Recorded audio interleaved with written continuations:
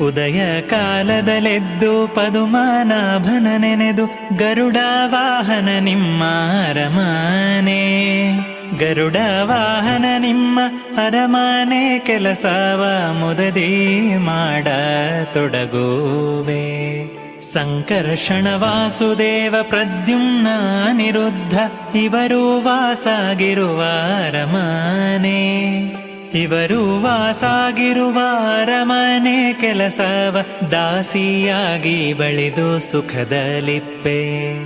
ಉಪ್ಪರಿಗೆ ಸಾರಿಸಿ ಮತ್ತೆ ಕಾರಣಿಗೊಂಡು ಅಚ್ಚ ಮುತ್ತಿನ ರಂಗವಲ್ಲಿಯನೇ,